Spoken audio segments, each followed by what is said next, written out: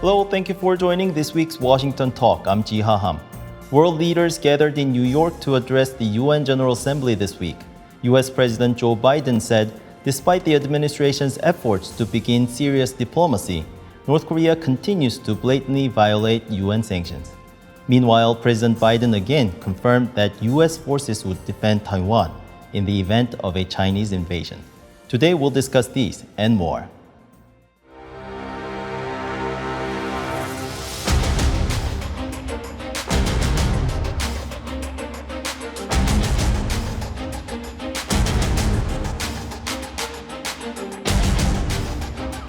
어느 세계 시민이나 국가의 자유가 위협받을 때 국제사회가 연대하여 그 자유를 지켜야 합니다.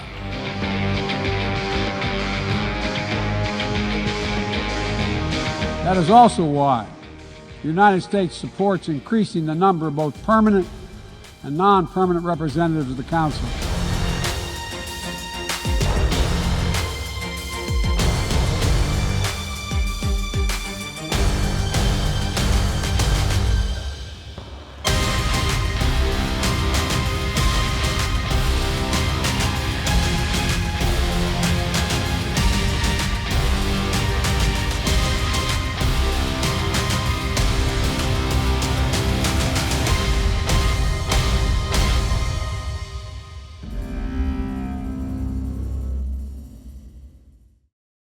In the studio with me is Ryan Haas, Senior Fellow at the Brookings Institution.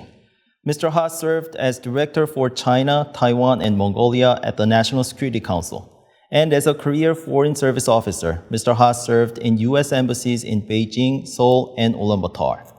Scott Snyder is also with us today. Mr. Snyder is a Director of U.S.-Korea Policy at the Council on Foreign Relations. Mr. Snyder's new edited volume reviews the first decade of North Korean foreign policy under Kim Jong-un. Welcome to the show. Thank you. Good to have you both today. Thank you, Jiha. While the U.S. president accused North Korea of violating sanctions, South Korean President Yoon Suk-yeol did not mention North Korea in his speech. Instead, President Yoon emphasized the need for global solidarity to defend freedom. Mr. Haas, President Yoon did not mention North Korea. Did you feel that something was missing, or was it appropriate for South Korea to highlight the global issues at this moment? Well, Jiha, I interpreted President Yoon as really speaking to two audiences. The first was a domestic audience, and the second was a world audience.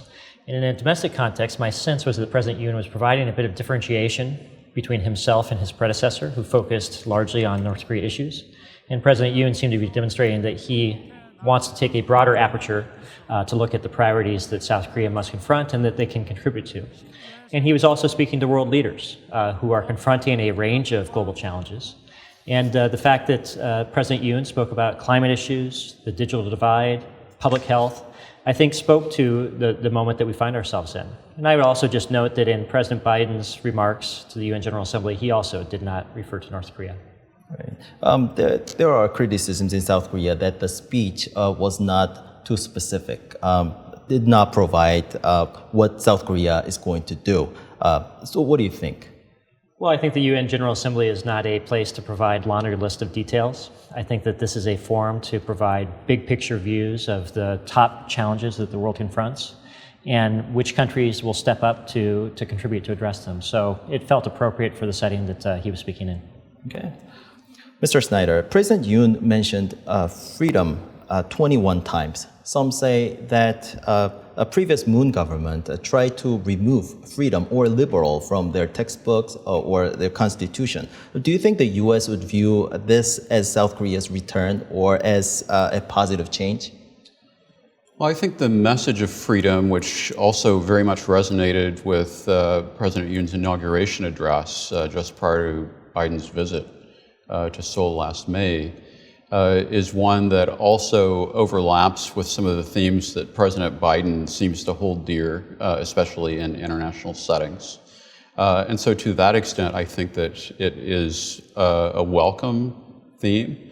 But I think the more important aspect of the address is really that President Yoon identified global problems and put Korea into that context. And that's a little bit different from what other South Korean presidents have done. Often what we hear is a focus on Korean issues and how that fits into the world. And I would say that for most international observers, President Yoon's approach is a little bit more understandable and digestible. Mr. Haas, many leaders, including President Biden, underscored the UN and UN Security Council's role to resolve the current global issues. But we see Russia, a permanent member of the Security Council, purchasing North Korean weapons and talking about North Korean workers to be in Donbass. Can we still expect the Security Council play an important role or to resolve the North Korean issues? Well, I certainly hope so, Jiha, but sadly I don't hold out a lot of hope in this current moment. My general sense is that China and Russia are not in any mood right now to do the United States any favors as it relates to our top priorities or concerns. And in the case of China, unfortunately, they appear to be linking their positions on North Korea issues at the United Nations with American support for Taiwan, creating a issue linkage where really there should not be one. And given that China is a permanent member of the United Nations Security Council, it's very difficult to do much about it in the near term. However, I think over the medium to long term, China, through its actions, is providing a very clear advertisement of the need for United Nations Security Council reform. Mr. Snyder, President Biden said the U.S. supports increasing the number of both permanent and non-permanent members of the Security Council. Can this balance out the Security Council and ultimately, would help to resolve the North Korean problems? Well, it's hard to answer that question without knowing the details about who the members would be. But I think that the bigger issue is the permanent member veto, which is, I think, the source of the paralyzation and marginalization of the Security Council in terms of arriving at a consensus on issues related to North Korea. So unless that issue is dealt with, and I think it's highly unlikely that it would be, I don't think that an alternative configuration for membership of the UN Security Council would really make that much of a difference. Charles, do you have anything to add? No, I think that we will see in our lifetime reforms to the United Nations Security Council. And hopefully, as it reforms, the United Nations itself will be more responsive to the challenges that the world confronts. Mr. Haas, President Yoon's meeting with President Biden and Prime Minister Kishida were very short and somewhat casual. So some criticized that this trip was a diplomatic disaster. Do you agree? I'm not sure I would describe it as a diplomatic disaster. I think that many of the issues that people are pointing to are more process issues than an indictment of President Yoon's foreign policy. If you look at the substance of what was discussed, it was actually pretty meaningful. President Yoon and President Biden, for example, spoke about a range of issues, from energy security, food issues, climate issues, technology issues, North Korea. I think that the breadth of the issues that they covered is a sign of a growing alliance, which is what I would like to see. Mr. Snyder, what do you think? Do you see any diplomatic achievement from President Yoon's visit to New York? Well, first, I just want to say I'm glad that we don't have any hot mic problems here at VOA, or we would all be in trouble. Overall, I think that it's probable that the Yoon visit will be regarded as a bit of a disappointment, but I do believe that representation is important, and the fact that he was there and engaged was important. It's also clear that a number of the issues on which President Yoon really needed progress for political reasons were not really ripe for resolution at this time. And the biggest one, of course, is the Inflation Reduction Act, which is a very complicated issue because the Biden administration faces a contradiction between its stated strategy and the specifics of the law that was passed. And so I do think that there is a need for time to work things out. Maybe there could have been a little bit of a stronger statement from the U.S. in recognition of the importance of this issue at some of the meetings. But overall, I think that it's just a matter of the fact that the issues on which the Yoon administration wanted to make the greatest progress we're just really not ripe for making that kind of progress at this time. Okay. Mr. Haas, it took 2 years and 10 months for the South Korean and Japanese leaders to formally sit down and talk, even though it was only a 30-minute meeting. Still, many issues are remaining, but what's the meaning of this meeting? Well, I viewed the meeting as a bit of a key to help unlock many of the challenges that exist in the Korea-Japan relationship.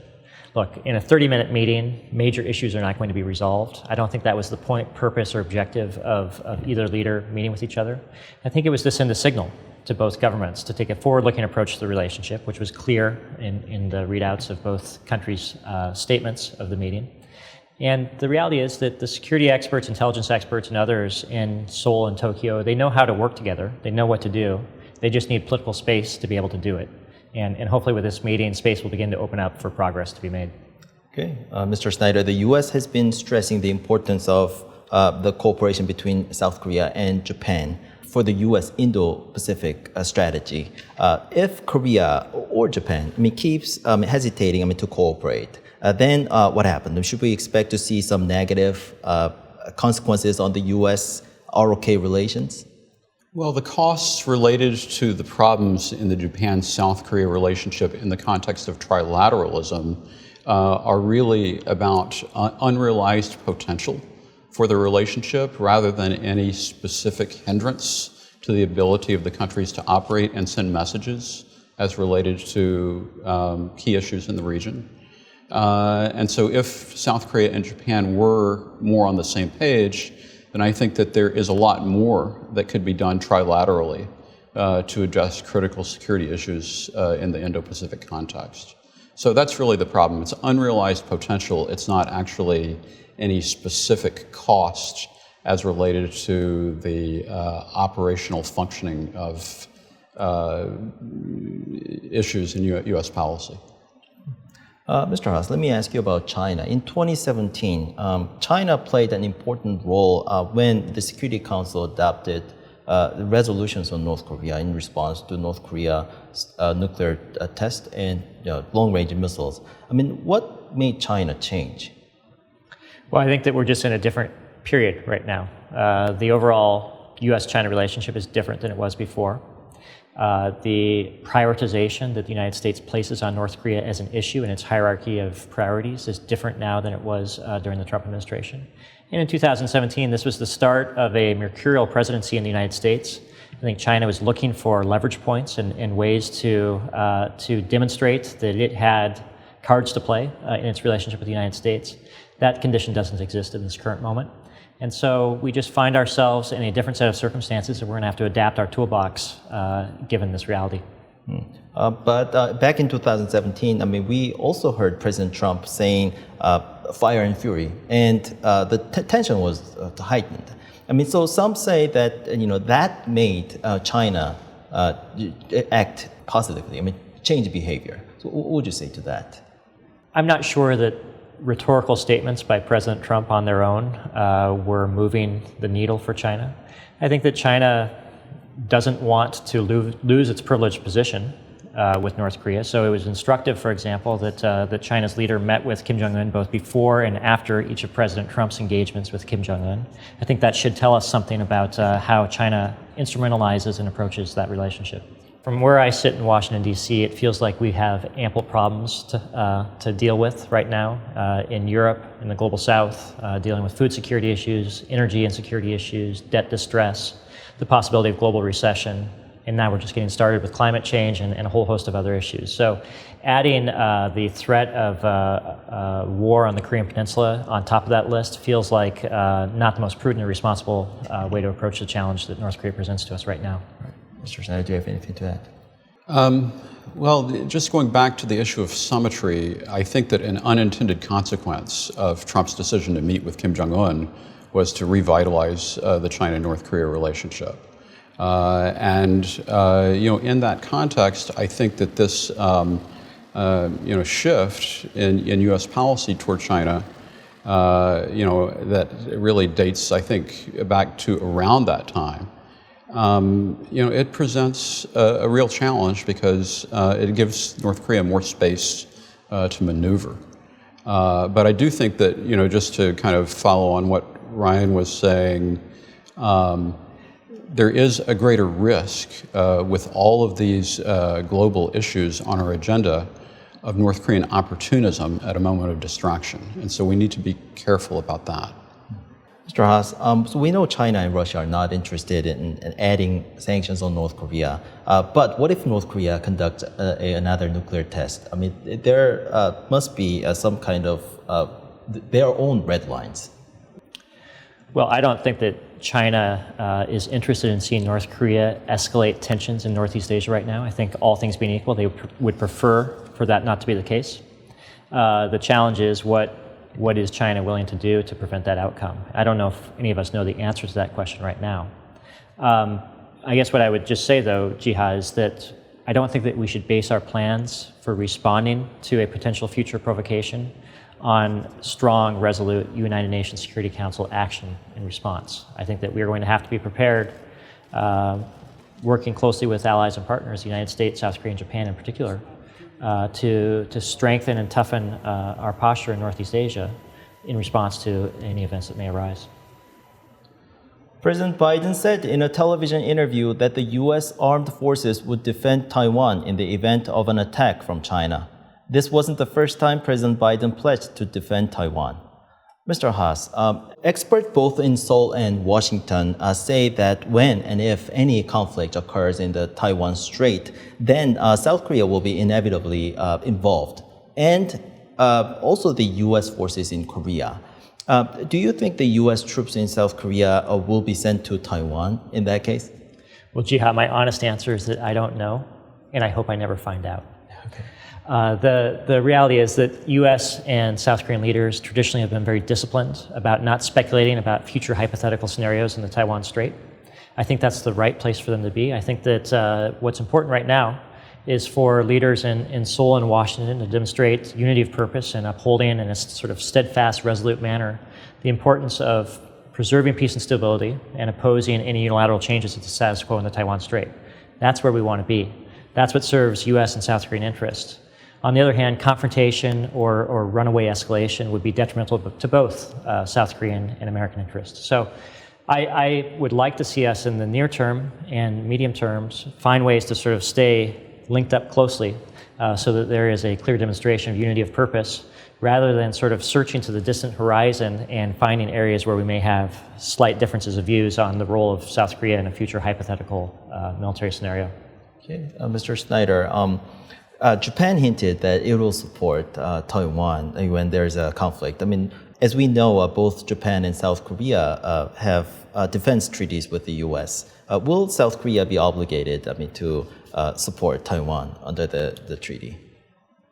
Well, that's an interesting question. It is one that I think has been in the background for a long time in the U.S.-Korea relationship. Historically, in the Roh Moo-hyun administration, it was really about South Korean concern about the possibility of being drawn into a conflict. But I think that today what we have is a situation where more and more discussion of hypothetical scenarios involving conflict across the strait involve consideration of China's offensive capabilities. And as one thinks about that, it means that Japan is pretty early on going to be implicated in terms of needing to help provide support. And also in the context of the alliance with the United States, it also means that South Korean forces and bases are potentially at risk as China considers the prerequisites for any kind of successful intervention across the straits. And so it's hard to imagine that South Korea is not involved and entrapped in some way. And then I think also, if we take a look at the conflict in Ukraine, it does suggest that neighboring countries are going to be under greater pressure to be of assistance in the event of conflict involving non-treaty allies of the United States. Mr. Haas, recently there have been concerns over the closer ties among North Korea, China, and Russia militarily. Is this a possible scenario where we see a coalition of the three, or like semi-alliance? Well, Jiha, as we were talking about a moment ago, as I think about the world, I think about a lot of immediate pressing challenges that we confront and that really put stress on humanity. And the possibility of an overt China, Russia, North Korea alliance isn't one of the problems or scenarios that keeps me up at night. And not because it wouldn't be a problem, but because it would not necessarily be in China's interest. China's goal, its aspiration, is to be recognized as a global leader. I think that if they were to find themselves in an overt trilateral alliance with North Korea and Russia, it would put stress on their ability to achieve that ambition. Okay. Mr. Snyder, the Chinese ambassador to South Korea this week expressed concerns to a South Korean representative about South Korea's joining the U.S. Chip 4 alliance. What should South Korea do? I mean, can it walk a tightrope between Washington and Seoul as it did in the past? Well, I'm not so sure that the policy under the Yoon administration really is to walk a tightrope between Washington and Beijing. Instead, what I see is on an issue-by-issue basis, the South Korean government evaluating South Korea's interests and stakes in that issue from the perspective of its own national interests. And so I think that in practical terms, what that has meant has been that if China publicly discourages South Korea from participating in the Indo-Pacific Economic Forum or participating in a grouping like CHIPS 4, well, the South Korean side is going to assess its interests and make a decision accordingly, and not necessarily worry about whether it is on the median point between Washington and Beijing. Mr. Ross. I think Scott captured it well. And from Washington's perspective, I think it's wise to encourage South Korea to pursue its own interests as it defines them. As long as that remains the case, I think that South Korea and the United States will have plenty of overlap of interest and plenty of opportunities to deepen and grow their alliance. Where I would grow a bit uncomfortable is if the United States were asking South Korea to act against its interest in opposing or distancing itself from China. To date, I don't detect that is the case, and with the current administration in office in the United States, I don't think that will be a problem as long as they're in power. Okay.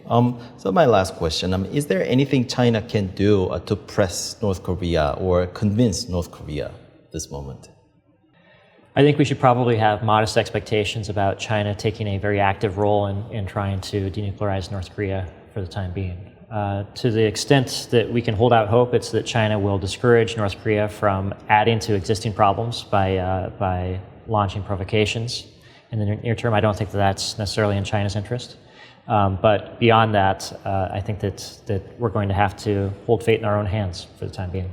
Okay. Mr. Snyder. Well, China has enormous influence on North Korea, but very little usable leverage on North Korea. And I think that ends up being the crux of the contradiction that we see as U.S. policymakers might hope for China to play a restraining role on the peninsula. And so as a result, I don't think that we should hold out much hope for China to be the silver bullet that is going to solve the North Korea problem. Instead, as Ryan suggested, we have to really think through and do this on our own to a great degree. U.S. National Security Advisor Jake Sullivan said North Korea is very likely to test a nuclear weapon in the coming months. But the foreign ministers of the U.S., South Korea, and Japan reaffirmed that a North Korean nuclear test would be met with a strong and resolute response. Mr. Haas and Mr. Snyder, thank you so much for your time today. Thank you for having us. Thank you, Jiha. And that does it for this week's Washington Talk from Voice of America. Please join us again next week for more analysis.